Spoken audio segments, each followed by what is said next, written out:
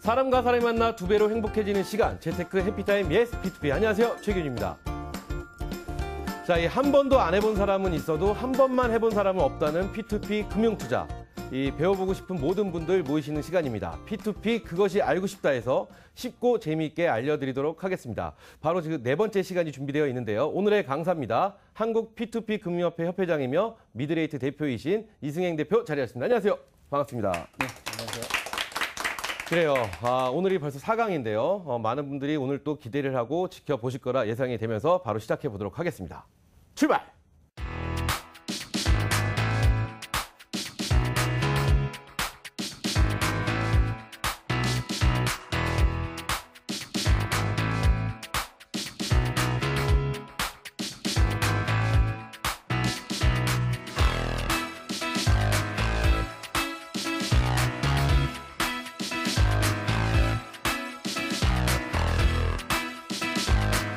네, 안녕하세요. 이번 강연에서는 P2P 투자 상품의 종류와 그 특성에 대해서 설명을 드리도록 하겠습니다. 근데 최근에 이제 P2P 업체들이 굉장히 좀 많이 늘어나고 있고 되게 다양한 상품군이 존재하거든요. 그래서 이 상품은 어떤 특성이 있는지 그리고 어떤 상품이 나한테 적합한지를 알기 위해서는 그런 P2P 업체들이 어떤 상품을 어떻게 다루는지 아시는 게 좀 중요할 것 같아서 제가 강연을 좀 준비를 했고요. 일단 가장 먼저 설명드릴 상품은 이제 개인 신용 대출 상품입니다. 굉장히 좀 쉬우면서도 어려운 부분 중에 하나입니다. 사실 개인 신용 대출 같은 경우에는 뭐 여러 가지 이제 상품들이 있어요. 이게 뭐 내가 고금리를 쓰고 있다가 P2P가 좀 더 낮으니까 대안 대출을 하시는 고객도 계시고요.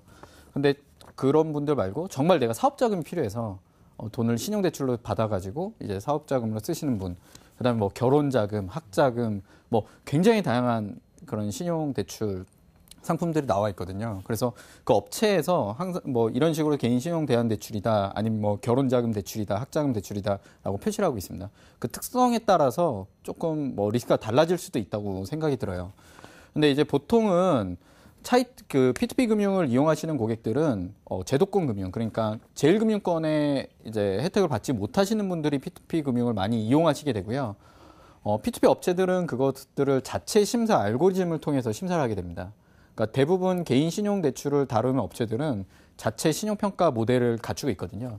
이게 되게 좀 재미있는 것 같아요. 그러니까 과거에는 이제 은행이나 뭐 저축은행들에서 심사하는 방식을 보면 금융 데이터만 가지고 평가를 합니다. 보통 이제 국내에는 신용평가 집중기관이 존재하거든요.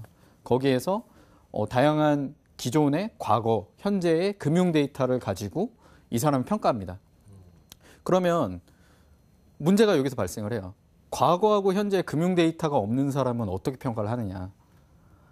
그럼 대출이 안 되는 거예요. 그래서 P2P 업체들은 그런 금융 데이터 없는 사람들도 심사할 수 있는 방식에 대해서 연구하기 시작했고요. 지금도 계속 발전하는 과정이 있습니다. 예를 들면은 뭐 저희도 그 신용평가 집중기관에서 가져오는 금융 데이터가 전문 형태로 가져오는 게 굉장히 좀 많은 데이터들을 갖고 옵니다. 일반 고객들은 잘 모르시겠지만 대부분 모든 내가 금융생활을 함에 있어서의 데이터들이 다 들어있어요. 신용카드를 몇 개 갖고 있는지, 은행을 어디 쓰고 있는지, 신용카드의 한도가 어떻게 되는지, 한도 소진을 얼마만큼 했는지, 그 다음에 과거에 연체가 있었는지, 연체가 있었다면 며칠 동안 연체를 했는지, 이런 데이터들이 다 저희한테 들어오게 되고요. 그거 플러스 P2P 업체들은 또 비금융 데이터를 활용하고 있습니다. 뭐 예를 들면 사이트에 접속했을 때 접속 매체가 무엇인지, 뭐 예를 들면 뭐 모바일을 사용했는지 PC를 사용했는지, 그다음에 뭐 어플리케이션 어떤 걸 썼는지, 그다음 운영체제를 뭘 쓰는지, 그다음 버전 업데이트를 언제 했는지, 뭐 이런 것까지 다 보고요. 또 SNS 데이터도 보기도 합니다. 뭐 예를 들면 내가 SNS에 부정적인 글을 많이 썼는지, 긍정적인 글을 많이 썼는지, 뭐 이런 걸로서도 평가가 되고 있고요. 그 다음에 그 SNS상에 올린 글이나 사진들을 보고 이게 어떤 반응을 일으켰는지, 그리고 이 사람의 평판이 어떤지, 그 다음에 글을 썼을 때 맞춤법을 틀렸다거나 아니면은 뭐 그런 내용들까지 다 평가 지표로서 활용하기도 합니다. 근데 아직까지는 국내에서는 데이터들이 많이 쌓여 있지 않기 때문에 행동하는 데 한계가 있어서 좀 많은 포션을 차지하고 있지는 않지만 앞으로는 이런 데이터들이 더 많이 수집되고 그런 유의미한 데이터들이 나오기 시작함으로써 좀 더 심사하는 데 더 많이 활용하게 되는 그런 환경이 열릴 것 같습니다. 근데 이제 개인 신용 대출 같은 경우에는 장점하고 단점이 있습니다. 장점 같은 경우에는 사실 투자자 관점보다는 일반 차입자 관점의 장점이 더 많아요. 그러니까 고금리를 사용하시는 분들이 중금리를 갈아탈 수 있다. 굉장히 큰 장점이 있습니다. 근데 단점은 뭐냐면 아무래도 그 개인 신용 대출이다 보니까 그 개인 신상에 영향을 미칠 수가 있습니다. 그러니까 정말 돈을 잘 갚는 사람이라도 갑자기 어떤 불의의 사고를 당해서 못 갚게 될 수도 있고요. 여러 가지 이제 영향들이 있기 때문에 그래서 일부 P2P 개인 신용 상품을 다루는 P2P 업체에서는 다양한 방법으로 손실을 좀 분산시키는 방법을 활용하고 있습니다. 일부 업체 같은 경우에는 자동으로 이제 아예 분산을 하는 그 분산 투자 시스템을 개발하기도 하고요. 그러면 제가 뭐 예를 들어서 100만 원을 투자하고 싶은데 한 건당 10,000원씩 설정을 해놓으면 100개 채권이 자동으로 쫙 뿌려지게 됩니다. 그러면 한두 개에서 연체나 부실이 발생하더라도 나머지에서 이득을 가져갈 수 있기 때문에 수익을 발생시킬 수 있겠죠. 손실을 보지 않고. 그런 케이스도 있고 아예 포트폴리오를 구성을 해서 판매하는 업체도 있습니다. 그러니까 뭐 예를 들면 50개의 채권, 100개의 채권을 묶어서 거기에 10만 원을 투자하게 되면 굳이 내가 분산하지 않아도 자연스럽게 분산하게 되는 그렇게 하기도 하고요. 그리고 일부 업체에서는 영국에서 많이 활용을 하던 그런 세이프 플랜 같은 것들을 활용하기도 합니다.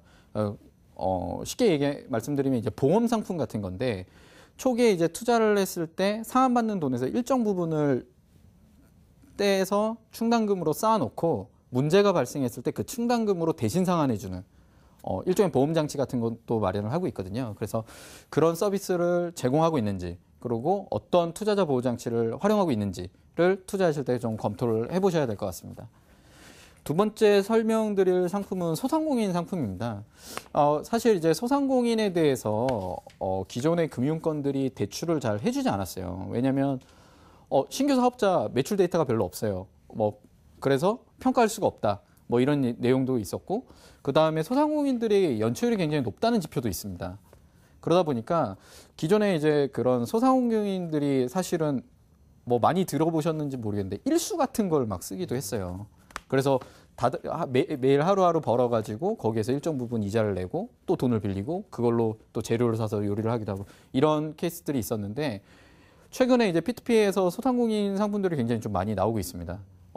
흔한 예로 이런 수제 맥주집 같은 경우에는 굉장히 언론에 많이 노출이 됐습니다. 그래서 기존의 상권 분석 데이터나 아니면 매출 데이터를 조금만 갖고 있다 하더라도 예상치를 뽑아내서 그 포스에서 직접 데이터를 가져와 버리는 거예요. 그래서 매일매일 매출을 평가하고 이 사람이 갚을 수 있는지 없는지를 지표를 가지고 심사를 해서 대출을 내보내기도 하고요.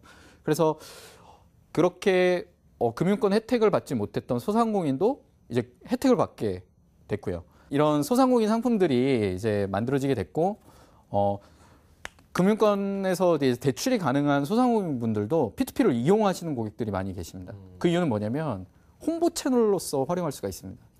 그러니까 보통 P2P 상품에 예를 들어서 5천만 원짜리 상품이다라고 하면 5천만 원짜리 상품을 노출시키면 그걸 보는 고객들은 10,000명이 넘어가고 실제로 투자하는 고객들은 몇천 명이 되거든요. 그러면 이 업체는 적어도 10,000명 이상한테 노출을 시키고 몇천 명한테 실제 투자한 고객들의 약간 좀 그런 투자하신 분들은 주인의식 같은 걸 많이 느끼게 돼요. 그래서 오히려 한 번 더 가보게 되고 그리고 거기에 맞는 리워드를 제공하기도 합니다. 그래서 지금 여기 노출된 업체 같은 경우에는 그 건물 인테리어 할 때 당시에 투자한 고객들의 이름을 벽에다 다 새겨줬어요.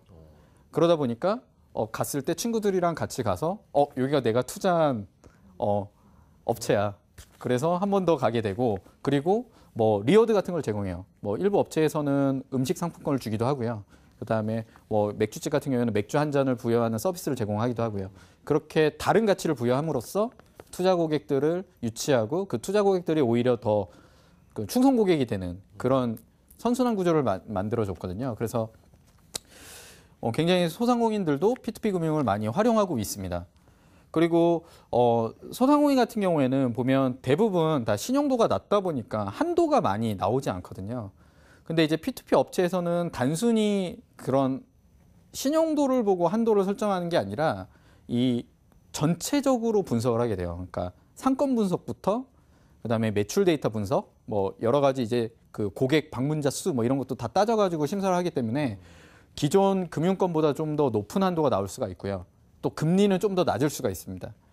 그리고 금융소외자하고 창업 지원을 사실 P2P에서 해서 많이 긍정적인 역할을 하는 케이스도 많이 나왔었거든요. 그래서 최근에 중소기업청이랑 P2P 업체들이 협력해서 창업 경진대회를 한다거나 뭐 이런 여러 가지로 이제 활용을 하고 있습니다.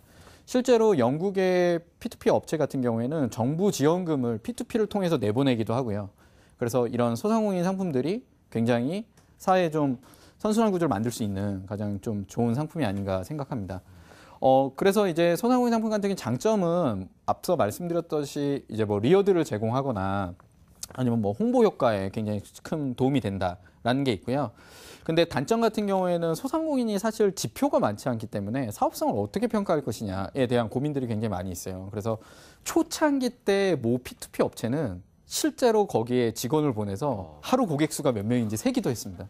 초기에는. 근데 지금은 뭐 다양한 방식으로 체크를 하는데 시장의 분식도 요즘 카드 매출기는 다 활용을 쓰거든요. 네네. 그래서 그 매출 데이터를 뽑을 수가 있습니다. 그래서 어떤 신용카드의 매출이 얼마나 높은지 뭐 이런 각각 카드별로도 또 데이터를 뽑을 수도 있거든요. 그래서 그런 것들을 확인을 합니다. 근데 사실 기존 금융권들은 그렇게 할 만한 메리트가 없었어요. 왜냐하면 굳이 여기 빌려주지 않아도 큰 기업에 돈 빌려주면 훨씬 편하게 심사하고 굳이 그런 상권이나 분석을 하지 않아도 수익을 창출할 수 있는데 리스크가 높은 이거를 해야 되는 그 메리트가 없었거든요. 근데 P2P 업체들은 소규모로 온라인상에서 이제 비대면을 하다 보니까 다른 비용 구조를 낮춰서 오히려 그런 걸 평가하는 데 더 집중할 수 있는 그런 상황이 놓여져 있기 때문에 소상공인도 P2P에서 많이 자금을 활용하고 있다. 그리고 이런 상품들도 잘 보시면 굉장히 오히려 이자보다 리워드가 큰 상품도 있어요. 그래서 잘 활용하시면 다른 혜택을 또 누릴 수 있기 때문에 좀 유심히 보시는 것도 좋은 것 같습니다. 네, 법인 신용 상품을 말씀드리고 싶은데요. 아까 소상공인이 개인 사업자였다면 법인 사업자에 대한 이런 내용들도 굉장히 많이 있습니다. 그래서 보시면 뭐 호텔을 이제 비교 분석하는 그런 사이트에서도 대출을 하기도 하고요. 그 다음에 이제 라운지 바 같은 경우에도 자금을 모집하기도 합니다. 그러니까 이런 것도 결국에는 이 업체들이 자금이 부족해서 빌리기보다는 사실은 홍보로서 굉장히 많이 활용을 해요. 그래서 사실 이 업체도 하루 매출이 3천만 원 넘게 나는 업체예요. 근데 저희하고 두 개 업체 통해서 2억을 대출했거든요. 근데 원리금 균등으로 계속 갚으셨어요. 그러니까 매달 원금하고 이자를 같이 상환을 하신 거예요. 근데 하루 매출이 그렇게 많은데 왜 돈을 빌렸냐? 굉장히 홍보 효과가 컸대요. 그러니까 여기에 지금 여기에는 노출되지 않았지만 리워드가 그런 디퓨저랑 캔들, 그 다음에 VIP 카드를 발행해서 여기가 이제 낮에는 커피를 팔고 밤에는 이제 라운지로 바뀌는 그런 업체였는데 커피를 그 VIP 카드 갖고 오면 커피를 동반 1인까지 무료로 제공을 했어요. 그러다 보니까 오히려 사람들이 많이 가게 되고 거기 가서 이제 커피만 먹지 않을 거 아니에요. 그리고 저녁에는 또 술도 마실 수 있고 그러다 보니까 매출도 많이 올랐다. 그래서 굉장히 좀 잘 활용한 그런 사례였습니다. 이게 사실 법인 같은 경우에 지금 말씀드린 이 업체 같은 경우에는 리워드가 VIP 카드에 뭐 디퓨저 뭐 이런 것들이었는데 만약에 제가 10만 원을 투자를 했다면 제가 받는 이자보다 사실 그게 훨씬 더 커요. 네. 2억을 몇 분 정도 참여하신 건가요? 저 업체 같은 경우는? 지금 뭐 정확하게는 제가 데이터를 봐야 되겠지만 지금 한 2,000명 이상이 투자를 하신 걸로 나왔어요. 그러니까 굉장히 소액도 투자를 하세요. 10,000원부터 투자가 가능하거든요. 그래서 어떤 분은 뭐 10,000원 투자하신 분도 있고 어떤 분은 10만 원, 어떤 분은 뭐 100만 원 뭐 이렇게 뭐 다양하게 형성이 되어 있고요. 그래서 물론 이제 금액대별로 리워드가 좀 차등을 두긴 합니다. 근데 이제 뭐 최근에 모집한 다른 법인 같은 경우에는 차등 없이 똑같이 할인권을 지급한 사례도 있었고 좋은데요? 또 이런 것들을 활용하는 케이스가 하나가 더 있습니다. 그러니까 미술품 전시회를 저희가 펀딩한 적이 있었어요. 그게 이제 아이들이 좋아하는 그런 미술품 전시회였는데 거기 같은 경우에는 그 미술품 티켓을 줬어요. 그러니까 투자도 하고 전시도 보고 뭐 다양하게 이제 활동을 할 수 있는 그런 여건을 좀 만들어줬고 지금 법인 신용 같은 경우에는 어떻게 보면 개인 소상공인 대출보다는 조금은 더 안전할 수 있을 것 같아요. 왜냐하면 법인을 설립했고 자본금이나 이런 데이터들이 명확하고 그리고 기존의 히스토리를 보고 또 투자를 할 수가 있거든요. 그래서 어떻게 보면 조금 더 안정적인 투자를 할 수가 있고 오히려 이벤트로 많이 활용하기 때문에 이런 케이스가 장기 대출보다는 단기 대출이 많습니다. 그래서 지금 저 상품 같은 경우에도 6개월로 단기로서 이루어졌고 또 특정 업체는 막 3개월, 2개월, 또 심지어 1개월짜리 상품도 있습니다. 그러니까 왜냐하면 홍보로 활용하기 위해서 하시는 분들도 많이 있기 때문에 그래서 높은 수익률을 가져갈 수 있다. 짧은 기간 내에. 다만 이제 이런 그 법인 대출 같은 경우에는 뭐 대표자 연대 보증이나 아니면 사업권 양도 계약 이런 것들을 많이 하거든요. 근데 그런 것들을 하지 않고 진행을 했을 때는 리스크가 클 수가 있어요. 그래서 보통 이제 일부 업체 같은 경우에는 사업권 양도 계약이나 이런 것들을 해서 국내에는 이제 권리금이라는 게 있잖아요. 그래서 실제 투자 저희가 빌려준 금액보다 권리금이 많은 케이스도 굉장히 많거든요. 그래서 사건 양도를 받게 되면 그 권리금을 확보할 수가 있어요. 그래서 그런 쪽으로 활용하기도 하고 아니면 매출 채권 담보를 설정해서 실제 매출하는 것들을 저희가 계속 홀드하고 있다가 상황이 되면 풀어주고 상황이 되면 풀어주고 이런 식으로 활용하기도 하고요. 그러니까 업체마다 물론 차이가 있겠지만 다양한 방식으로 담보를 설정하는데 그런 걸 아무것도 안 하고 신용대출처럼 나가게 되면 리스크가 높을 수 있다라고 보시면 될 것 같습니다. 그러면 네. 하나만 더 궁금한 게 투자를 할 때요. 이게 홍보를 위한 서 이분들이 지금 대출을 받는 건지 아니면 정말 금액이 필요해서 대출을 받는 건지를 우리 투자하는 사람들이 알아볼 수 있는 방법이 있을까요? 사실 그게 조금 어려운 부분 중에 만약에 이거 하나입니다. 홍보성이다 하면 무조건 투자를 할 것 같은 마음이 있는데. 근데 그렇다 하더라도 네. 좀 뭐 위험도는 어차피 똑같기 때문에 좀 유심히 좀 살펴봐야 될 것 같고요. 이게 뭐 홍보성이라고 더 안전하고 뭐 그냥 실제 돈이 필요하다 더 위험한 건 아니거든요. 그래서 같은 관점에서 보시고 투자를 하셔야 될 것 같습니다. 그래서 무엇보다도 중요한 건 이 상품의 상세 설명을 항상 보셔야 돼요. 그래서 모 업체 같은 경우에는 그냥 무조건 금리를 최고 금리를 제시하는 업체도 있거든요. 그런 것들은 리스크가 굉장히 크잖아요. 근데 금리가 높으니까 막 투자를 하세요. 그리고 손실 보시면 또 민원을 막 넣으세요. 그래서 금리는 리스크를 반영한 수치다라는 걸 항상 인지하셔야 됩니다. 예. 다음번은 이제 동산담보대출입니다. 이 동산담보대출 굉장히 좀 재밌는 상품들이 많이 나와 있어요. 그러니까 동산이 뭔지 아세요? 동산이면은 돈이 아닌 네. 그렇죠. 뭐 물건이나 뭐 사물 이런 것들이 동산 아닐까요? 네, 그렇죠? 맞습니다. 부동산은 땅을 말하는 거고. 네, 그렇죠. 동산은 뭐 움직일 수 있는 재산을 얘기하는 건데 재산, 네. 동산담보대출이 사실은 이 시장이 굉장히 큽니다. 그래서 뭐 귀금속 같은 경우에는 과거에 이제 전당포라는 데에서 돈을 빌려줬고요. 지금 현재 전당포 굉장히 활성화되어 있어요. 근데 보통 금리가 다 20% 이상입니다. 그리고 뭐 견과류나 이런 물품 같은 거, 뭐 예를 들어서 우리가 홈쇼핑에 옷을 팔아야 되는데 만들어서 팔아야 되는데 홈쇼핑 방송까지는 뭐 한 3개월 남아 있고 돈은 필요하고 더 추가적으로 물건을 만들어야 되는데 그럼 기존에 갖고 있는 물건들을 담보로 맡기고 돈을 빌리기도 하고요. 그래서 기간이 짧은 대신에 금리가 좀 높은 편에 속하는 담보대출입니다. 근데 귀금속 담보대출이나 명품 시계 담보대출 이런 것들을 저희도 진행을 해봤는데 실제로 그런 분들이 계세요. 이게 돌반지인데 이거를 팔고 싶지는 않고 정말 돈은 필요하고 그래서 맡기시고 이제 빌리시고 꼭 다시 상환되기를 원하시는 분도 계시고 근데 이게 좀 안전성이 높은 이유는 뭐냐면 먼저 대출이 나가기 전에 그 담보 가치를 평가를 해요. 네. 평가를 하고 거기에 담보 가치에 뭐 약 한 60%, 70% 정도의 금액을 대출을 해드리거든요. 그러니까 뭐 유실이 발생한다 하더라도 원금 확보를 할 수 있는 어느 정도의 그런 포션을 만들어 놓고 이제 실행을 하게 됩니다. 네. 그리고 이제 뭐 견과류든 뭐 다양한 상품들이 있잖아요. 뭐 이런 것들도 매각할 수 있게끔 아예 구조를 짜고 이제 상품으로 구성을 합니다. 그러니까 왜냐하면 투자 고객들은 기다리지를 잘 못하세요. 그러니까 뭐냐면 이 물품이 담보가 있다 하더라도 실질적으로 매각이 돼야 자금을 회수를 할 수 있는 거잖아요. 근데 어떤 상품은 잘 안 팔리게 되면 자금 회수 기간까지 굉장히 좀 오래 걸릴 수가 있어요. 그러면 그때까지 또 이자를 납입해야 되고 뭐 이런 것도 있다 보니까 업체들이 아예 애초에 이게 부실이 났을 때 누가 살래? 아예 이 업체는 얼마에 매입할 거야? 이런 것들을 다 받아놓고 아예 상품을 구성을 합니다. 그러면 그 업체에서 매입한 업체에서도 어느 정도 수익 구조를 짜고 매입을 하겠다는 의향서를 제시하기 때문에 네. 그 금액보다만 낮게 들어가면 안전성을 확보할 수 있다. 예, 그래서 동산담보대출은 그런 식으로 이루어지고 있고요. 그다음에 이제 여기서 특징적인 상품들이 좀 많이 나오고 있어요. 동산담보대출이. 최근에 이제 미술품 담보대출 같은 것도 많이 나오고 있거든요.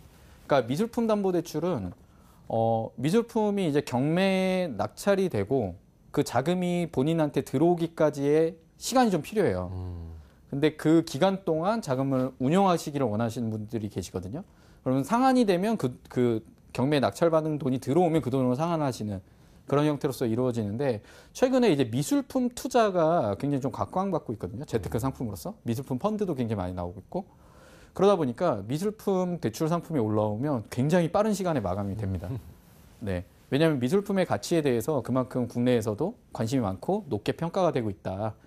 그래서 근데 미술품 담보대출 같은 경우 그 작품에 대한 가치 판단이나 이런 것들이 굉장히 좀 어렵기 때문에 정말 좀 경험이 많은 업체들이 운영을 해야 되고 그런 업체들이 직접 팔지 못한다면 외부에 아웃소싱을 해서 좀 진행하는 그리고 어느 업체랑 같이 협업해서 하는지 이런 것들을 좀 잘 판단하시고 살펴보셔야 될 것 같습니다. 네. 근데 이제 그 동산담보 같은 경우에 견과류나 뭐 이런 것들 많이 진행을 하잖아요. 네. 근데 보다 보면 정말 이건 나도 사고 싶은데라는 상품들도 있어요. 그래서 그런 것들을 보시고 이 업체가 왜 자금이 필요한지 그런 내용들을 보셔야 돼요. 그러니까 왜냐면 정말 내가 필요 없는 물건을 담보로 맡기고 돈을 빌릴 수도 있잖아요. 그렇기 때문에 담보 물품이 어떤 거고 이 사람이 왜 자금이 필요하고 이런 내용들이 사실 상품 상세 설명을 보면 대부분 다 나와 있기 때문에 그런 것들을 면밀히 보지 않고 투자를 하시면 낭패를 볼 수 있습니다. 그래서 아무리 동산이라도 동산 가치가 확보되지 않은 상품은 뭐 예를 들면 쓰레기를 모아놓고 동산 담보라고 해서 내보냈을 때 그 가치가 없다면 자금을 회수할 수 없기 때문에 그렇죠. 어떤 상품이고 이게 시장가에 얼마에 팔리고 있고 이런 것들을 대충 좀 평가해 보시면 좋을 것 같습니다. 근데 이렇게 보면 지금 준비하신 자료 화면 보면 네네. 귀금속이나 명품 시계, 뭐 순금은 이해가 됩니다. 네네. 근데 견과류 같은 경우는 네네. 저걸로도 저게 과연 담보의 가치가 있을까 하는 네. 좀 의구심이 좀 생기긴 하거든요. 네. 왜냐하면은 누군가가 저 견과류를 또 그만큼 사줘야지. 그렇죠. 우리 견과류를 내가 사줄게. 네. 그러니까 다른 금처럼 보석처럼 팔 네네. 수가 있다면 상관이 없는데 네. 견과류를 누가 과연 살지라는 생각도 좀 들어보고요. 그래서 저 같은 경우는 어떻게 담보가 네. 이루어지는지 궁금하네요. 그 실례로 이제 홈쇼핑 이렇게 동산담보대출을 보면 네. 운동화도 있고요, 양말도 있고, 아, 뭐 속옷도 있고요, 티셔츠도 있고 되게 다양한 상품들이 있습니다. 근데 그런 것들이 사실은 시장에 형성돼 있는 가격들이 있어요. 네. 그것만 구매하러 다니는 사람도 있거든요. 그래서 그런 의향을 보통 파악하고 진행을 하고 견과류 담보대출 같은 경우에는 견과류 구매 자금으로 쓰기 위해서 하는 거거든요. 그래서 이미 매입하는 업체에 대한 계약이 체결이 돼 있어요. 이런 상품은. 그래서 그런 계약서를 가지고 진행을 하게 되고 실제로 얼마만큼의 양이 언제 얼마에 매각이 된다라는 그런 데이터를 가지고 이제 진행하기 때문에 어느 정도는 안전성을 확보할 수 있다라고 보시면 될 것 같습니다. 네. 그리고 아마 가장 관심이 많으신 부분이 이런 부동산 담보대출일 것 같아요. 근데 보통 P2P에서 하는 담보대출 상품은 100%는 아니지만 대부분 이제 후순위 담보대출 상품이거든요. 그래서 각 업체마다 후순위 담보대출은 굉장히 명확합니다. LTV를 몇 프로까지 담보로 잡았는지를 보면 되시거든요. 그래서 여기서 잠깐! LTV 다들 들어보셨죠? 주택담보대출 비율로 주택, 상가, 빌딩 등을 담보로 잡고 돈을 빌려줄 때 담보 물건의 실제 가치 대비 대출 금액의 비율을 뜻합니다. 상품의 LTV가 어떻게 되는지 그리고 LTV만 보실 게 아니라 이 담보대출 상품이 지역이 어딘지도 보셔야 돼요. 왜냐하면 수도권 아파트는 굉장히 높은 가격에 매각되지만 지방의 아파트는 좀 낮은 가격에 매각되는 케이스도 굉장히 많이 있거든요. 그래서 오히려 업체들이 보면 수도권은 LTV가 좀 높게 형성이 되어 있고 지방 쪽은 좀 낮게 형성을 해서 대출을 내보냅니다. 그래서 그 지표를 잘 보셔야 되고 그다음에 부동산 담보대출도 마찬가지로 부실이 발생했을 때 바로 매입하는 업체를 선정해 놓고 시작을 해요. 왜냐하면 경매 기간까지 뭐 한 1년에서 2년 동안 투자 고객들이 기다리시는 분들이 거의 안 계시거든요. 그러다 보니까 아예 매입할 업체를 선정해 놓고 부실이 발생하면 바로 매각을 해버립니다. 그래서 자금을 회수해서 투자 고객한테 돌려드리는 형태로서 이루어지고 있기 때문에 상품 내용을 좀 면밀하게 검토하실 필요가 있습니다. 그리고 마지막으로는 프로젝트 파이낸싱 PF 상품이에요. 이거는 뭐냐면 앞으로 우리가 이런 건물을 짓게 될 거니 돈을 빌려달라고 해서 진행이 되는데 대부분 P2P에서 하는 PF 같은 상품 같은 경우는 대규모의 그런 공사 자금이 아니라 소규모 빌라라든지 아니면 건물이라든지 작은 건물 같은 그런 PF 상품들이 많이 있습니다. 근데 이게 아무래도 건물이 지어졌을 때 미래 가치를 산정해서 대출을 해주다 보니까 이미 지어져 있는 걸 담보로 대출을 해주는 부동산 선순위 후순위 담보 대출보다는 리스크가 훨씬 높습니다. 그래서 금리가 높게 형성이 되어 있고 만약에 공사가 중단이 되거나 하면 손실을 볼 수 있기 때문에 그리고 손실을 봤을 때 PF 같은 경우에는 담보로 잡을 수 있는 게 토지밖에 없어요. 그래서 토지가 만약에 싼 지역에 건물을 지었고 싼 지역에 담보를 토지로 잡고 대출을 해줬다면 손실을 굉장히 크게 볼 수 있는 상품입니다. 그래서 뭐 업체들이 다양하게 안전장치를 마련을 해서 뭐 신탁을 건다든지 아니면 공정별로 돈을 조금씩 내보낸다든지 뭐 여러 가지 이제 방법을 강구하고는 있지만 그래도 앞서 말씀드린 다른 상품들보다는 리스크가 좀 높은 편이고 최근에 어떤 업체 같은 경우에는 관리가 잘 안 돼서 아니면 공기가 지연돼서 연체된 사례들도 굉장히 좀 많이 발생하기 때문에 그 점 좀 유의하시고 이게 부동산 담보대출인지 PF 대출인지를 좀 판단하셔야 돼요. 그러니까 대부분 이제 부동산 상품이라고 하고 판매를 하거든요. 근데 이제 PF하고는 담보대출, 그다음에 NPL 상품은 다 다르거든요. 굉장히. 근데 이것도 담보대출이라고 생각하시고 진행하시면 굉장히 좀 낭패를 보실 수 있습니다. 그래서 면밀하게 상품 내용을 좀 잘 보시는 게 굉장히 좀 중요할 것 같습니다. 네. 그래서 상품 소개는 이렇게 마무리를 짓고요. 그 뒤에 어떻게 하면 투자를 잘 할 수 있는지는 다음 강의에서 제가 설명드리도록 하겠습니다. 네, 고맙습니다. 오늘 강의를 보면서 생긴 궁금증도 저희가 해결해 드릴게요. 검색창에서 와우스타를 검색하시면 저희 프로그램 홈페이지가 나오는데요. 그 홈페이지로 들어오셔서 무엇이든 물어보세요 코드를 통해 질문 남기셔도 좋고요. 카카오톡 검색창에서 와우스타 P2P를 검색하고 친구 추가하신 뒤에 궁금한 점 물어보시면 저희가 친절하게 답변해드리겠습니다. 그래요. P2P 그것이 알고 싶다. 이승행 한국 P2P 금융협회장의 4번째 시간 함께 하셨는데요. 이 생각했던 것보다 P2P 상품 종류가 더 다양한 것 같습니다. 다음 시간에는요. 이 다양한 P2P 금융 상품을 어떻게 투자할 수 있을지 그 방법을 저희가 배워볼 예정이니까요. 절대 놓치지 마시길 바랍니다. 자, 그럼 저희는 P2P 그것이 알고 싶다. 마지막 5강에서 다시 찾아뵙도록 하겠습니다. 사람과 사람이 만나 2배로 행복해지는 시간. 재테크 해피타임 예스 P2P 함께해 주신 여러분 감사합니다. 네, 감사합니다. 수고하셨습니다. 네, 협회장을 하면서 아무래도 최근에 P2P 업체들이 국내에서 많이 생겨나고 있고 빨리 업권 초기다 보니까 여러 가지 규제나 문제점들이 많은 이런 것들에 대한 해결을 해야 된다는 것 때문에 시간이 굉장히 좀 부족해요. 그러다 보니까 미드레이트에 많이 신경을 쓸 수 없는 것, 이게 단점이라고 볼 수 있을 것 같고요. 장점이라고 한다면 협회장을 함으로써 얻는 그런 신뢰가 미드레이트에 그대로 영향을 미칠 수 있고, 그러다 보니까 이게 어떻게 보면 단점일 수도 있는데 미드레이트도 좀 더 투명하고 깨끗하게 운영해야 된다는 그런 부담감도 다가오고 있기 때문에 이게 장점이나 단점인 것 같습니다.